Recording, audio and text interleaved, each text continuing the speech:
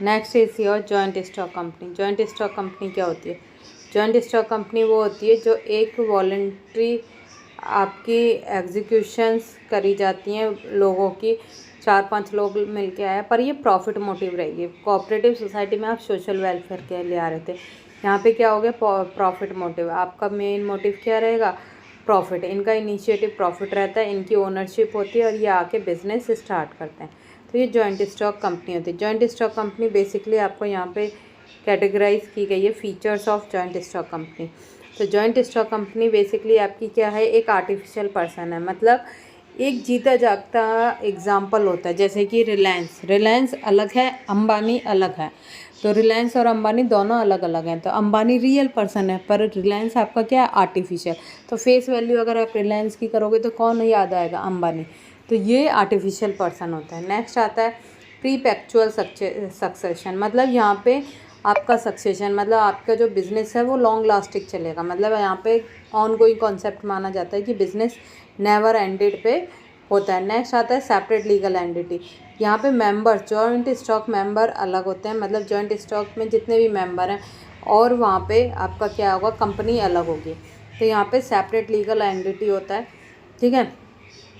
Next आपके पास आता है फॉर्मेशन। इसमें आपको रजिस्टर कराना पड़ता है under the companies act 2013 act, ठीक है। इसको आपको क्या करना पड़ेगा? कंपनी को रजिस्ट्रेशन करवाना पड़ेगा। रजिस्ट्रेशन में बहुत सारी लीगल फॉर्मेलिटीज़ होती हैं जो आपको पूरी करनी पड़ेंगी। जब आप लीगल फॉर्मेलिटीज़ पूरी कर देते हो तभी आपको क्या है? फॉर्मेशन कर पाते हो।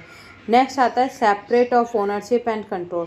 अब यहाँ पे ओनर अलग होते हैं, कंट्रोल अलग होता है, मतलब मैनेजमेंट अलग होगा जो मैनेज कर रहा होगा, और ओनर्स, यहाँ पे ओनरशिप अलग अलग होगा। यहाँ पे कॉमन सील होती है हर कंपनी की, एक क्या होती है? कॉमन सील होती है जो टाइम टू टाइम आपके लीगल एविडेंस, लीगल डॉक्यूमेंट पे लगाई जाती है। नेक्स्ट आता है लायबिलिटी यहाँ पे लिमिटेड होती है। ओनर्स की लायबिलिटी लिमिटेड होती है, कंपनी की लायबिलिटी आपका जो होता है वो कंपनी से पे आउट होगी। नेक्स्ट आपके पास जो आता है risk bearing in the sense कि यहाँ पे रिस्क किसका होगा? शेयर होल्डर्स का। जिसने पैसा कंपनी में लगाया उसका होगा, शेयर होल्डर्स का। तो अगर प्रॉफिट होगा तो शेयर होल्डर का, अगर लॉस होगा तो भी शेयर होल्डर का।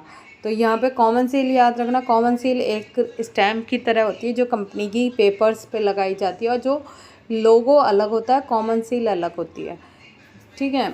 नेक्स्ट आपका लायबिलिटी मैंने आपको डिस्कस कर दिया। लायबिलिटी का मतलब यहाँ पे ओनर, जैसे रिलायंस की, अगर अंबानी की बात की जाएगी तो अंबानी की लायबिलिटी अलग होंगी और रिलायंस की लायबिलिटी क्या रहेंगी? अलग रहेंगी। अगर पे आउट की जाएगी तो रिलायंस से ही की जाएगी, अंबानी की पर्सनल प्रॉपर्टी